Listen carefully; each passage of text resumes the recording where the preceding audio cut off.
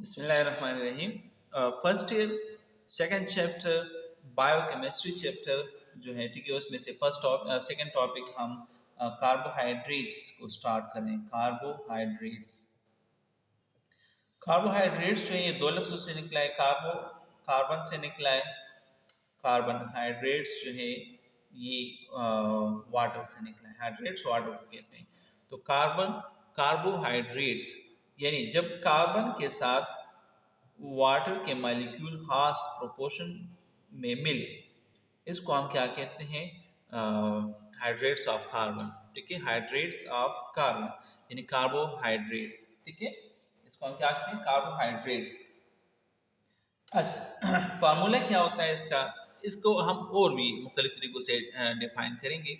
वो आगे हम जिस जगह पे आ जाएंगे वहाँ पे हम डिस्कस करेंगे। अच्छा, इसका सिंपल फार्मूला क्या होता है? सिंपल फार्मूला ये CnH2ON, ये इसका सिंपल फार्मूला है। ठीक है। अच्छा, लेट सपोज n, यहाँ पे मिनिमम नंबर ऑफ n क्या होता है? 3 से स्टार्ट होता है, आगे बहुत तक जा सकता है। कौन क्या है यहाँ पे? लेट सपोज अगर 3 हम डालें तो यहाँ पे क्या होगा? Cn यानी n की बजाय 3, H2O 3 को आप यहाँ पे 2 के साथ मल्टीप्लाई करें, C3H6 आ जाएगा। 2 मल्टीप्लाई 3 6, और O यानी ऑक्सीजन है यहाँ पे 1। अगर 1 ऑक्सीजन है तो अगर 3 के साथ आप मल्टीप्लाई करें तो यहाँ पे क्या हो जाएगा? 3। तो C3H6O3 ये सिंपलेस्ट कार्बोहाइड्रेट है। 2 कंपाउंड इस फार्मूले में पाए जाते हैं। एक को हम कहते हैं ग्लिसरल एल्डिहाइड।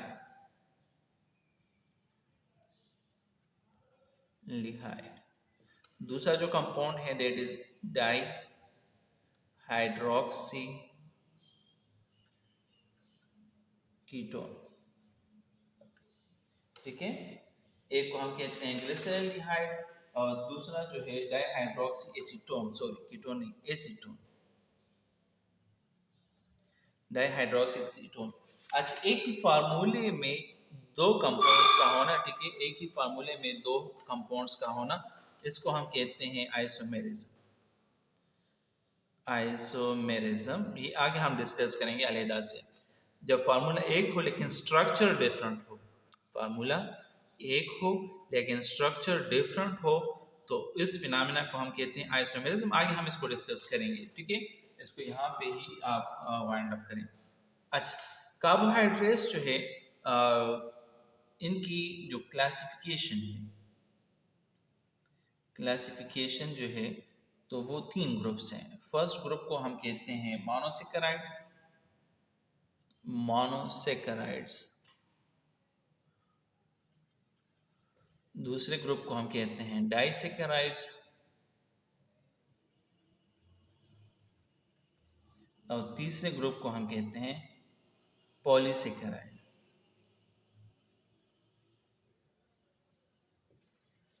ठीक है, इनमें ये 3 ग्रुप्स हैं। कंपेयर हम बाद में करेंगे। ठीक है, यहाँ से हम स्टार्ट लेंगे। मोनोसेकेराइड कौन से होते हैं, डाइसेकेराइड, पॉलीसेकेराइड, मोनोसेकेराइड में फर्दर फिर कौन कौन से ग्रुप्स होते हैं, किस तरह होते हैं, ये अब आगे हम डिस्कस कर रहे हैं। मोनोसेकेराइड यहाँ पे शॉर्ट आप सुन लें। मोनो मीन सिंगल और 1 सेकेराइड मीन सेकेराइड, सेकेरॉन से निकला है। Saccharon mean sugar unit. Disaccharide mean 2 saccharide, वही सेकेराइड से निकला है 2 शुगर यूनिट्स। जो 2 शुगर यूनिट्स से बने हो उसको हम डाइसेकेराइड कहते हैं। Polysaccharide, poly mean many, saccharide mean sugar units. जब शुगर यूनिट्स अबव 10 हो जाए, ठीक है, अबव 10 शुगर यूनिट्स, तो उसको हम फिर पॉलीसेकेराइड कहते हैं। 2 से लेके 9 तक, 2 से लेके 9 तक जो है उसको हम, सॉरी, डाइसेकेराइड भी है, और डाइसेकेराइड के बजाय यहाँ पे ओलिगोसेकेराइड टर्म ज़्यादा बेहतर होगा। डाई के बजाय oligosaccharide,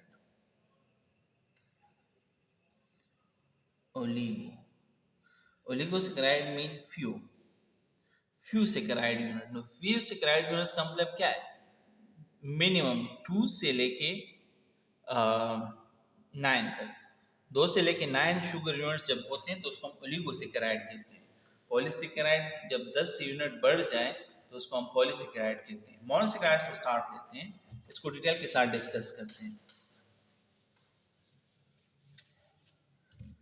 monosaccharide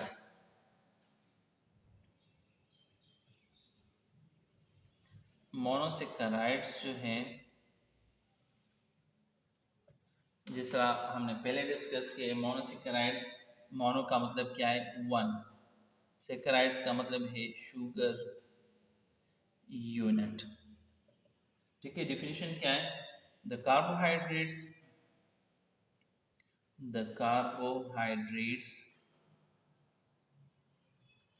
containing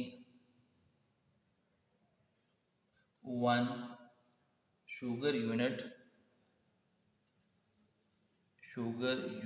is called monosaccharide.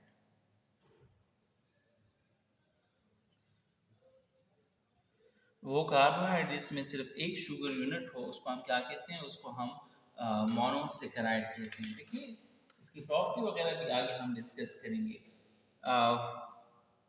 They are soluble in water. अच्छा, आप यहाँ पे हेडिंग दे रहे हैं, प्रॉपर्टीज। इनकी प्रॉपर्टीज क्या है, खसूसियात क्या होंगी मोनोसेकेराइड्स की? They are soluble in water, soluble in water, पानी में ये बहुत ज़्यादा तेजी के साथ हल होगा बनिस्बत ओलिगोसेकेराइड और पॉलीसेकेराइड के। ठीक है, अगर कंपैरिजन आप कर लें तो ये पानी में बहुत ज़्यादा जल्दी सॉल्व हो जाते हैं। ठीक है, जबकि ओलिगोसेकेराइड भी सॉल्वेबल हैं लेकिन कम, इसके मुकाबले में कम, और पॉलीसेकेराइड तो फिर बहुत कम सॉल्वेबल है, कुछ उसमें नॉन सॉल्वेबल भी है। सेकेंड जो प्रॉपर्टी है, they can not hydrolyse into hydrolyse. अच्छी मजीद हाइड्रोलाइज नहीं होती क्योंकि because they are simplest simplest sugar unit है, तो ये मजीद हाइड्रोलाइज नहीं होती। ठीक है, अच्छा, जब इनकी कंडेंसेशन हो जाती है, जब ये कंडेंस होते हैं तो ओलिगो प्लस पॉलीसेकेराइड बनाते हैं, पॉलीसेकेराइड्स जो हैं वो बनाते हैं। आगे हम डिस्कस करेंगे इसको। जब ये कंडेंस होते हैं हाइड्रोलाइज तो ये नहीं होते। अच्छा, यहाँ पे एक पॉइंट नोट कर लें कि कार्बोहाइड्रेट्स में दो तरह के रिएक्शन बहुत ज़्यादा होते हैं। एक को हम कहते हैं कंडेंसेशन, दूसरे को हम हाइड्रोलिसिस कहते हैं। कंडेंसेशन क्या होते हैं? जब स्मॉल शुगर यूनिट्स जो हैं या स्मॉल मॉलिक्यूल, शुगर यूनिट्स के बजाय आप ये कह लें स्मॉल मॉलिक्यूल जो है वो कंबाइन होके लार्ज मॉलिक्यूल बनाते हैं। ठीक है, और इससे वाटर मॉलिक्यूल क्या होगा? वो रिलीज होगा। हाइड्रोलिसिस किसे कहते हैं? हाइड्रोलिसिस जब किसी लार्ज मॉलिक्यूल के साथ वाटर कंबाइन हो जाए और इससे स्मॉल मॉलिक्यूल बने, स्मॉल प्लस स्मॉल, ज़्यादा भी हो सकते हैं लेकिन ये हाइड्रोलिसिस की डिफिनेशन। कंडेंसेशन जिसमें स्मॉल और स्मॉल कंबाइन हो जाते हैं, लार्ज मॉलिक्यूल बन जाता है। ठीक है, और वाटर रिलीज हो जाए। जबकि हाइड्रोलिसिस जब लार्ज मॉलिक्यूल के साथ वाटर मिल जाए और वो छोटे छोटे मॉलिक्यूल्स में कन्वर्ट हो जाए। तो मोनोसेकेराइड में हाइड्रोलिसिस नहीं होगी जबकि कंडेंसेशन होगी। ठीक है, हाइड्रोलिसिस जो है वो मोनोसेकेराइड्स में नहीं होती। ठीक है, मजीद वो हाइड्रोलाइज नहीं हो सकते। ठीक है, क्योंकि ये ऑलरेडी छोटे मॉलिक्यूल हैं, जबकि कंडेंसेशन इसमें होगी। जब कंडेंसेशन होगी तो इससे ओलिगो और पॉलीसेकेराइड्स बन जाते हैं। ठीक है, अच्छा, यहाँ पे आप मजीद ये पॉइंट भी नोट कर लें कि दे आर द स्वीटेस्ट। ये जब डिज़ोल्व हो जाते हैं तो ये स्वीट टेस्ट देते हैं। सबसे ज़्यादा मतलब ओलिगोसेकेराइड्स और पॉलीसेकेराइड्स से ज़्यादा स्वीट जो हैं, ठीक है, वो मोनोसेकेराइड है। और यहाँ पे एक पॉइंट नोट कर लें कि सबसे ज़्यादा स्वीटेस्ट जो है दैट इज़ फ्रक्टोज। फ्रक्टोज एक मोनोसेकेराइड है जो सबसे ज़्यादा स्वीटेस्ट है, ठीक है। ये पॉइंट आपको पता होना चाहिए। अच्छा, क्लासिफिकेशन मोनोसेकेराइड की फर्दर भी क्लासिफिकेशन होती है, वो कौन सी है देखिए। मोनोसेकेराइड में मोनोसेकेराइड मोनोसेकेराइड है 3 to 7 कार्बन। कार्बन की जो तादाद है इसमें ये 3 से लेके 7 तक कार्बन इसमें हो सकते हैं। जैसे हमने डिस्कस किया कार्बोहाइड्रेट्स का सिंपलेस्ट फार्मूला क्या है, CnH2O है। तो अगर 3 कार्बन वाला है, ठीक है, तो वो क्या होगा, C3H6O3। ऑलरेडी हमने डिस्कस किया किस तरह हमने इसको फाइंड आउट करना है। C3 ये कार्बन नंबर 3 यहाँ पे आ जाएगा, 3 यहाँ पे, तो 3 जो है 2 के साथ मल्टीप्लाई करें, 6 3 वो यहाँ पे हिडन 1 है, उस 1 के साथ मल्टीप्लाई करें तो ये 3। तो वो मोनोसेकेराइड जिसमें कार्बन की तादाद 3 हो उसको हम क्या कहते हैं, उसको हम ट्रायोसिस कहते हैं। ट्रायोसिस ट्रायोसिस जो है ये फोटोसिंथेसिस में पाया जाता है। फोटोसिंथेसिस में ये मॉलिक्यूल बनता है, उसको हम C3 कंपाउंड क्या कहते हैं वहाँ पे, तो वो ट्रायोसिस कंपाउंड है। C3 प्लांट्स में फोटोसिंथेसिस के दौरान जो इंटरमीडिएट मॉलिक्यूल बनता है, ठीक है, वो बेसिकली C3 है। नेक्स्ट 4th नंबर चैप्टर में चीज़ डिस्कस हो भी जाएगी। अच्छा, दूसरा जो है अगर N जो है वो 4 हो तो कंपाउंड बन जाएगा C4H8O4। इसको हम कहते हैं, इसको हम टेट्रोसिस कहते हैं, टेट्रोसिस। टेट्रोसिस जो है ये बैक्टीरियल फोटोसिंथेसिस में पाया जाता है, ठीक है, फोटोसिंथेसिस। जबकि ये C4 प्लांट्स में भी पाया जाता है। C4 प्लांट्स जो है चैप्टर नंबर 4 में ये चीज़ डिस्कस हो जाएगी, वहाँ पे जो फोटोसिंथेसिस होगी C4 प्लांट्स में जो फोटोसिंथेसिस होती है, फोटोसिंथेसिस, तो वहाँ पे भी, ठीक है, ये C4 कंपाउंड जो है वो बन जाता है। अच्छा, अगर N जो है N ये 5 हो जाए तो C5H10O5, इसको हम कहते हैं पेंटोज। पेंटोज जो मॉलिक्यूल है इसको ये प्रेजेंट होता है, ठीक है, न्यूक्लियोटाइड्स में या न्यूक्लिक एसिड में जो मॉलिक्यूल पाए जाते हैं वो सारे पेंटोजेस होते हैं। जो कार्बोहाइड्रेट्स वाले मॉलिक्यूल पाए जाते हैं वो पेंटोज मॉलिक्यूल होते हैं। आप लोगों ने डीएनए आरएनए के स्ट्रक्चर में भी इस चीज़ को डिस्कस किया होगा, जिसको हम क्या कहते हैं, राइबोज शुगर।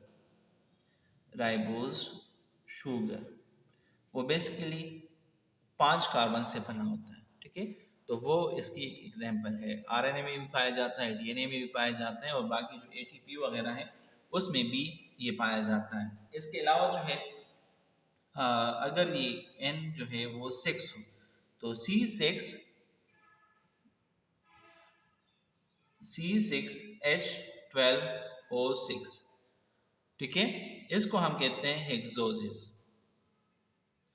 हेक्सोसिस जो है ये पाया जाता है, एग्जांपल इसकी क्या है, ये फेमस कंपाउंड्स होते हैं, ग्लूकोज, ठीक है, गैलेक्टोज एंड फ्रक्टोज।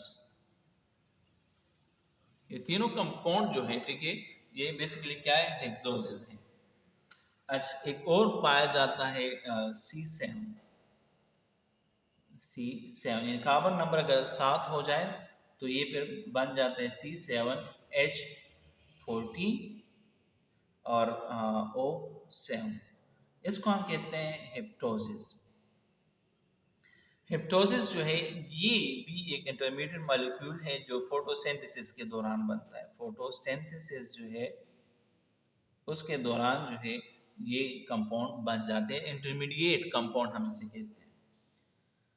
अच्छा, तो ये एक दूसरे लिहाज से मोनोसेकेराइड्स जो है इसमें 1 से लेके 7 शुगर यूनिट्स होते हैं, 1 से लेके 7 शुगर यूनिट्स होते हैं, ठीक है, सॉरी 3 to 7, 3 to 7 कार्बन होते हैं और शुगर यूनिट उसमें 1 होता है। इन सब को हम 1 शुगर यूनिट कहते हैं। ये 1 शुगर यूनिट है, ये अलहदा 1 शुगर यूनिट है, ये भी 1 शुगर यूनिट है, ये भी, और हेप्टोसिस भी। अच्छा, नेक्स्ट हम कार्बोहाइड्रेट्स की या मोनोसेकेराइड की एक और डेफिनेशन डिस्कस करते हैं, और वो भी क्या इम्पोर्टेंट है। वो क्या है, कार्बोहाइड्रेट्स को या इस मोनोसेकेराइड्स को हम और लिहाज से भी डिफाइन कर सकते हैं। इसको हम कहते हैं chemical definition of carbohydrates। Chemical definition क्या है, देखिए, carbohydrates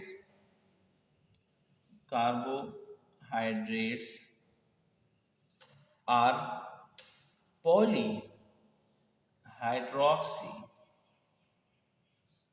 polyhydroxy aldehyde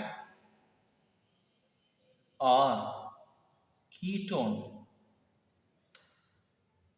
units which on hydrolysis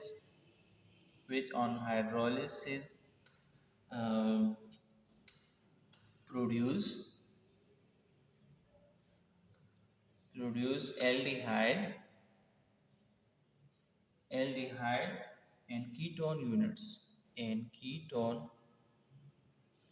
units। क्या मतलब है इस बात का? देखें, लेट्स सपोज अगर हम C3 की एग्जांपल ले लें, जिसमें कार्बन नंबर क्या हो, 3 हो, C3H6O3, ये कंपाउंड है, ठीक है। इसमें क्या है, ये 3 कार्बन से बना होते हैं, कार्बन 1 2 3, ये क्या बना है, 3 कार्बन से बना है। अच्छा, अगर इसके फर्स्ट कार्बन पे मैं इस ऑक्सीजन को डबल बॉन्ड बना दूं और यहाँ पे एक हाइड्रोजन, या चलिए हाइड्रोजन को मैं शो कर देता हूँ ब्लू से, ठीक है। और जो बाकी ये है OH यहाँ पे, OH ये यहाँ पे, ठीक है। बाकी बच जाते हैं H, hydrogen hydrogen hydrogen hydrogen. अच्छा, यहाँ पे आप ये नोट कर लें कि हर एक कार्बन के 4 बॉन्ड्स होंगे, 1 2 3 4 1 2 3 4 1 2 3 4, 4 बॉन्ड हर एक कार्बन ने बनाए। देखें, कार्बन नंबर 1 पे ऑक्सीजन डबल बॉन्ड अटैच है, कार्बन नंबर 1 पे ऑक्सीजन डबल बॉन्ड अटैच है, ठीक है। ये बात याद रखिए कि जब भी कार्बन के साथ कार्बन 1 या कार्बन लास्ट, ठीक है, इसके साथ ऑक्सीजन डबल बॉन्ड अटैच हो जाए तो इसको हम कहेंगे एल्डिहाइड फंक्शनल ग्रुप, ठीक है। इसको आप सिंपल अल्फाज में हम इस तरह कहते हैं H, ठीक है। कार्बन 1 या लास्ट कार्बन, लेट्स सपोज एक कंपाउंड है कार्बन 6 है, ठीक है, सॉरी 6 कार्बन से जो है वो बना है एक कंपाउंड, या 7 से बना है, और उसके पहले कार्बन या लास्ट कार्बन ऑटोमेटिकली जिस पे OH अटैच हो जाए उसको हम कार्बन 1 से काउंट करते हैं, ठीक है। तो लास्ट का कोई तस्वर नहीं, लेकिन बहुत एंड हम इंक्लूड कर सकते हैं। दोनों एंड पे, किसी भी एंड पे अगर OH ग्रुप अटैच हो जाए, sorry O double bond, oxygen double bond attach हो जाए तो उसको हम एल्डिहाइड कहेंगे, ठीक है। तो यहाँ पे आप ऑब्जर्व करें तो इसको एल्डिहाइड कहेंगे। और दूसरा जो है, इसी को अगर मैं इस तरह बना दूं, यहाँ पे चले मैं रेड से बना देता हूँ ताकि आपके लिए क्लियर हो। अगर यहाँ पे ऑक्सीजन डबल बॉन्ड बना दें, ठीक है, और OH इस साइड पे और इस साइड पे, ठीक है। बाकी मैं बना देता हूँ हाइड्रोजन।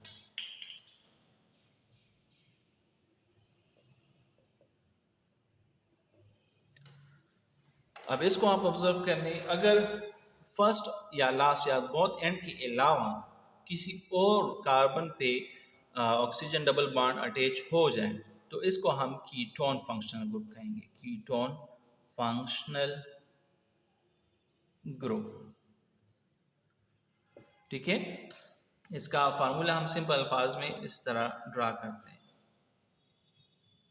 अल्काइल ग्रुप बीच में कार्बन और ऑक्सीजन, उसको हम कार्बोनाइल ग्रुप भी कहते हैं, लेकिन चलिए आप सिंपल अल्फाज में ये याद रखें कि फर्स्ट और बिल्कुल याद दोनों एंड्स में बिल्कुल पेरिफेरी पे अगर कार्बन पे सॉरी दोनों साइड पे जो कार्बन अटैच है, ठीक है, उसके अलावा किसी और जगह पे ऑक्सीजन डबल बॉन्ड बनाए कार्बन के साथ, तो उसको हम कीटोन फंक्शनल ग्रुप कहेंगे। ठीक है, अच्छा डिफिनेशन की तरफ वापस आ जाते हैं। Carbohydrate are polyhydroxy. पॉलीहाइड्रोक्सी का मतलब क्या है? Poly mean many, hydroxy mean OH group.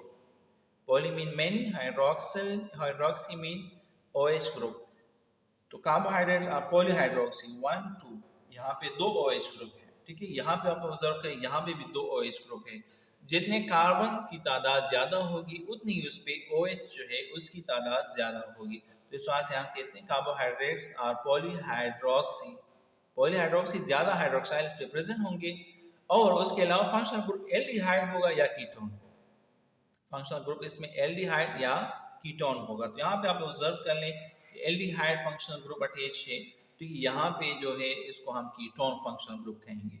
तो मोनोसैकेराइड्स को हम इस लिहाज से भी डिवाइड करते हैं कि ये क्या होंगे, या तो ये एल्डिहाइड होंगे या ये कीटोन होंगे। ठीक है, कार्बोहाइड्रेट जितने भी है या ये एल्डिहाइड होंगे या ये कीटोन होंगे। ठीक है, फंक्शनल ग्रुप के हिसाब से।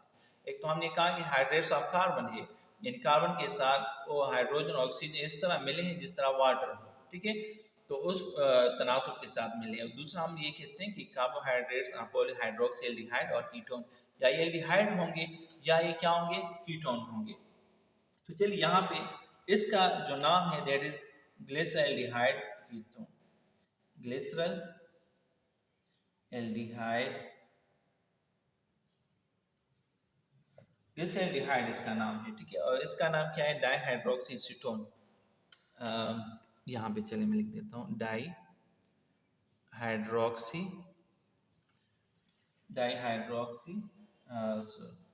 Acetone. Di mean 2, hydroxy mean hydroxyl group, और एसीटोन कीटोन की तरफ इशारा है। ठीक है, तो चले इसके कुछ और मजीद कंपाउंड हम डिस्कस करते हैं जिसमें एल्डिहाइड या कीटोन फंक्शनल ग्रुप वो मौजूद हो। जैसा हमने कहा कि इसमें क्या है, 3 to 7 कार्बन प्रेजेंट हैं, तो उसके लिहाज से हम डिस्कस करते हैं 3 कार्बन वाला, जिसको हमने उस में क्या कहा था, ट्रायोसिस। ट्रायोसिस में जो एल्डिहाइड है वो कौन सा है, और जो कीटोन है वो कौन सा है। ठीक है, एल्डिहाइड हमने डिस्कस किया है, ग्लिसरल्डिहाइड है, ग्लिसरल्डिहाइड। और कीटोन कौन सा है, डाई हाइड्रोक्सी एसीटोन, ये हमने डिस्कस कर लिया। ठीक है, 4 कार्बन वाला जो है, 4 कार्बन वाला, इसका फार्मूला है C4H8O4। इसको हम क्या कहते हैं, टेट्रोसिस कहते हैं, टेट्रोसिस। टेट्रोसिस में जो एल्डोसिस है दैट इज एरिथ्रोसिस, एरिथ्रोसिस। इसमें एल्डिहाइड फंक्शनल ग्रुप है। एरिथ्रोलोसिस,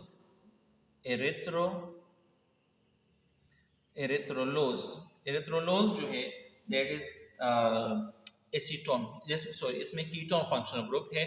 जो हमने डिस्कस किया कि बैक्टीरियल फोटोसिंथेसिस में और C4 प्लांट्स के फोटोसिंथेसिस में ये बनते हैं। ठीक है, ये भी वो भी। अच्छा, इसके अलावा जो है पेंटोसिस C5H10O5, जिसको हम कहते हैं कार्बन नंबर 5, यानी पेंटोसिस।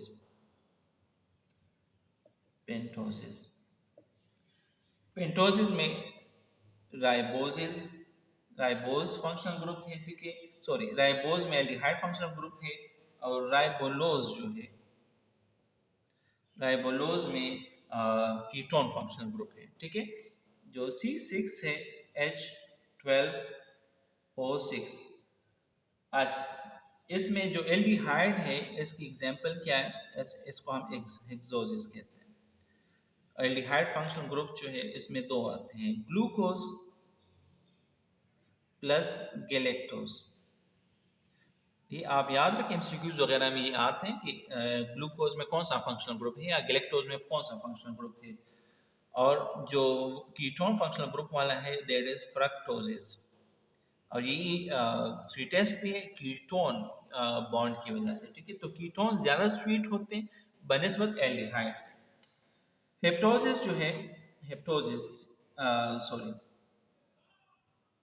C7H14O7 हेप्टोसिस।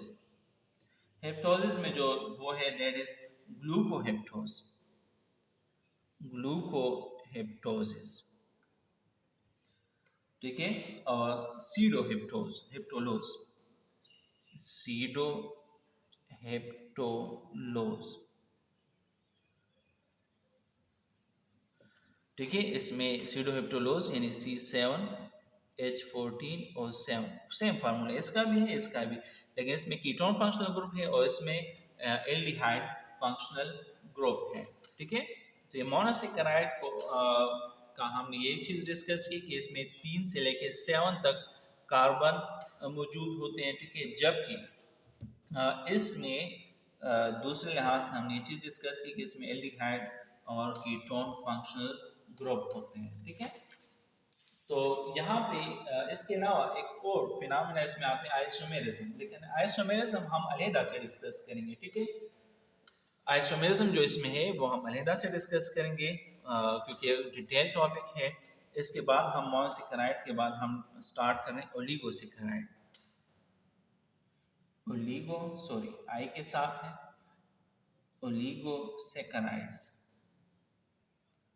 ओलिगोसेकेराइड्स जो है वो ये है the type of carbohydrates, the type of carbohydrates which on hydrolysis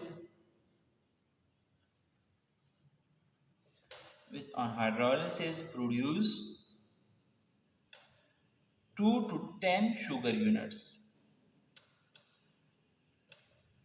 ठीक है। 2 से लेके 10 तक शुगर यूनिट्स जब वो हाइड्रोलिसिस पे दें उसको हम क्या कहेंगे, उसको हम कहेंगे ओलिगोसेकेराइड। हमने इसे डिस्कस की कि पॉलीसेकेराइड वो होते हैं जो 10 से ज़्यादा शुगर यूनिट्स दें हाइड्रोलिसिस पे, तो उसको हम पॉलीसेकेराइड कहते हैं। लेकिन जब हाइड्रोलिसिस वो 2 से लेके 10 तक शुगर यूनिट्स दें तो उसको हम क्या कहेंगे, उसको हम कहेंगे ओलिगोसेकेराइड्स, ठीक है। ओलिगोसेकेराइड्स जो हैं इसमें आप देखें जो 2 शुगर यूनिट्स देते हैं उसको हम डाइसेकेराइड्स कहते हैं, डाइसेकेराइड। चलिए डाइसेकेराइड हम डिस्कस करते हैं। Di mean 2, saccharides mean sugar units, ठीक है। 2 शुगर यूनिट्स। इसकी हम प्रॉपर्टीज डिस्कस कर लेते हैं। प्रॉपर्टीज, इनकी प्रॉपर्टीज जो है वो कौन सी है। फर्स्ट वन जो है लेस स्वीट इन टेस्ट। उसके मुकाबले मोनोसेकेराइड्स के मुकाबले में इनकी जो टेस्ट है वो लेस स्वीट होगी, ठीक है। वो ज़्यादा स्वीट होंगे, ये उनके मुकाबले में लेस स्वीट होंगे। ये भी स्वीट होंगे, ये नहीं ये स्वीट नहीं है, लेकिन उनके मुकाबले में ये लेस स्वीट है, ठीक है। सेकंड जो प्रॉपर्टी है वो क्या है, लेस सॉल्युबल इन वाटर। पानी में ये कम सॉल्युबल होते हैं, ठीक है। कम जो है ये पानी में डिजॉल्व होते हैं, ये भी डिजॉल्व होते हैं, ठीक है। लेकिन जो मोनोसेकेराइड उनके मुकाबले में ये लेस सॉल्युबल है। On hydrolysis, on hydrolysis, it produce 2 sugar units, 2 monosaccharide। Hydrolysis पे ये 2 मोनोसेकेराइड्स वो देंगे। क्या मतलब इस पॉइंट का, देखिए लेट्स सपोज डाइसेकेराइड्स के 3 मशहूर एग्जांपल्स हैं। फर्स्ट वन जो है that is sucrose.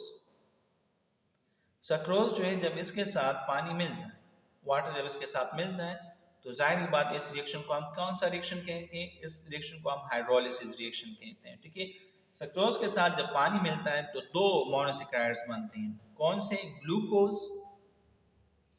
Plus fructose. Glucose और फ्रक्टोज कंबाइन होकर सक्रोज बनाते हैं, जबकि सक्रोज हाइड्रोलिसिस पे ग्लूकोज और फ्रक्टोज देता है। जबकि सेकंड जो है that is maltose.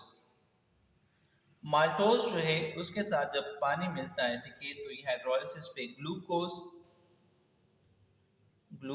Plus glucose देगा। ठीक है, माल्टोज जो है जब इसके साथ पानी मिल जाता है तो ये ग्लूकोज और ग्लूकोज देता है। ठीक है, दोनों दो ग्लूकोज से माल्टोज बनता है। तीसरा जो है दैट इज लेक्टोज। लेक्टोज के साथ जब पानी मिलता है, ठीक है, तो वो देता है ग्लूकोज प्लस गैलेक्टोज। दो मोनोसैकेराइड है, ग्लूकोज और गैलेक्टोज जो है ये हाइड्रोलिसिस पे देगा। अच्छा, सक्रोज जो है, सक्रोज ये पाया जाता है शुगर केन में, गन्ना जिसे हम कहते हैं, शुगर केन।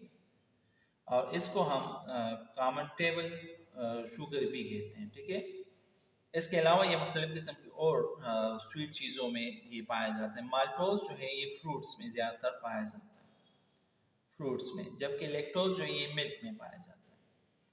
लेक्टोज जो है किस में पाया जाता है? मिल्क में ये पाया जाता है। ठीक है, अच्छा, चलिए नेक्स्ट हम डिस्कस करते हैं थोड़ा सा 3, 4 और इस तरह यूनिट्स के बारे में डिस्कस करते हैं। ओलिगोसैकेराइड्स हमने ये चीज़ डिस्कस की कि अगर दो शुगर यूनिट्स हों तो इसको हम डाइसैकेराइड्स कहते हैं, डाइसैकेराइड्स। अगर 3 शुगर यूनिट्स हों या हाइड्रोलिसिस पे ऐसा कंपाउंड जो हाइड्रोलिसिस पे 3 शुगर यूनिट्स या 3 मोनोसैकेराइड्स हैं, उसको हम क्या कहेंगे? ट्राइसैकेराइड। 4 शुगर यूनिट्स अगर दें तो उसको हम टेट्रा सैकेराइड्स कहेंगे। अगर 5 शुगर यूनिट्स वो दें, पेंटा सैकेराइड। इस तरह 6 वाले को हम हेक्सा सैकेराइड्स कहेंगे, 7 वाले को हम हेप्टा सैकेराइड्स कहेंगे। ठीक है, 8 वाले को हम ऑक्टा सैकेराइड्स कहेंगे, 9 वाले को हम नैनोसैकेराइड्स कहेंगे। ठीक है, और 10 वाले को ऐसे ओलिगोसैकेराइड जिसमें जो हाइड्रोलिसिस में 10 शुगर यूनिट्स थे उसको हम डेकासैकेराइड्स कहेंगे, डेकासैकेराइड। ठीक है, तो ये इसकी क्लासिफिकेशन हो गई है। और इसमें से चलिए डाइसैकेराइड्स का फार्मूला थोड़ा सा डिस्कस करते हैं, फिर उससे आपको सब फार्मूले का अंदाजा हो जाएगा। डाइसैकेराइड्स का जो फार्मूला है वो कौन सा है? That is C12H22O11। अच्छा, यहाँ पे सिंपल फार्मूला जो है वो अप्लाई नहीं होता। जो हमने डिस्कस किया CnH2ON, वो फार्मूला यहाँ पे अप्लाई नहीं होता, क्योंकि यहाँ पे 12 है, यहाँ पे 11 है, और यहाँ पे 24 के बजाय 22 है। क्यों? ऐसा क्यों है? ऐसा इस वजह से है क्योंकि जब हम हाइड्रोलिसिस कंडेंसेशन जब हम डिस्कस करते हैं कि दो मोनोसैकेराइड जब कंबाइन होते हैं तो उससे एक वाटर का मॉलिक्यूल क्या हो जाता है? रिमूव हो जाता है। तो अगर इस वाटर के मॉलिक्यूल को आप यहाँ पे ऐड कर लें, ठीक है, तो ये क्या बन जाएगा? C12H22, क्योंकि दो इसके साथ मल्टीप्लाई करें 22 के बजाय 24 बन जाएगा। और ओ एक ऑक्सीजन से रिमूव हुआ है तो ये ऑक्सीजन के साथ कंबाइन होके 12 बना देगा। ठीक है, तो इस वजह से डाइसैकेराइड या मोनोसैकेराइड्स के अलावा वही फार्मूला जो सिंपल फार्मूला है कार्बोहाइड्रेट्स का वो किसी पे भी अप्लाई नहीं होता। तो इस वजह से आपको पता होना चाहिए। ट्राइसैकेराइड्स के बारे में याद रखिए कि क्या होंगे? 3 शुगर यूनिट्स हैं, तो लेट्स सपोज अगर ये कार्बन नंबर 6 है तो 6 18, ठीक है, H और O। 36 के बाद जो है, अच्छा यहाँ पे कार्बन जो है, ठीक है, C18H60 बन जाएगा, और O जो है, O oxygen, that will be 16। क्या मतलब है इस बात का? क्योंकि इससे 2 वाटर के मॉलिक्यूल निकल जाते हैं, ठीक है। ट्राइसेकेराइड्स जब बनता है, 3 शुगर यूनिट्स कंबाइन होते हैं, तो इससे 2 वाटर मॉलिक्यूल रिमूव होंगे। तो 18 जो है, 18 36 के साथ जब 18 आता है तो 64 बन जाता है, ठीक है। 354, सॉरी सॉरी सॉरी, इस तरह नहीं, 24 4 2 ठीक है, ये 50 बन जाएगा, क्योंकि ये 54 बन जाते हैं। 18 को अगर आप 3 से मल्टीप्लाई करें, ठीक है, तो ये क्या बन जाएगा? 54, सॉरी यहाँ पे थोड़ा सा मिस्टेक हो गई। 36 36 को अगर 32, सॉरी अब क्लियर हो गया, 32 ये बन जाता है, ठीक है। 36 बनता है, लेकिन 36 से अगर 4 हाइड्रोजन निकल जाए तो ये 32 बन जाएगा। और 18 यहाँ पे अगर आप देखें, ये 18 होगा, लेकिन 2 ऑक्सीजन यहाँ पे निकल गए, ठीक है। तो जितना आप आगे जाएंगे, ये वाला C24, अब ये 4 यूनिट्स हैं, तो 6 के साथ अगर मल्टीप्लाई करें 24, इस तरह हाइड्रोजन और ऑक्सीजन, तो ये 54 के बजाय 48, सॉरी ये 24 है, 48 के बजाय ये 44 बन जाएगा। और यहाँ पे क्या बन जाएगा?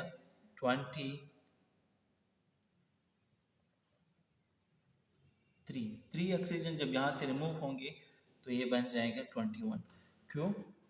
क्योंकि यहाँ पे 3 वाटर के मॉलिक्यूल जो हैं वो रिमूव होते हैं, ठीक है। तो इस तरह जितना आप आगे जाएंगे, तो डेक्सासेकेराइड से 9 वाटर मॉलिक्यूल क्या होंगे? रिमूव होंगे, ठीक है। ये आपको पता होना चाहिए। अच्छा, ये ओलिगोसेकेराइड हो गया। इसके बाद हम पॉलीसेकेराइड डिस्कस करते हैं, ठीक है।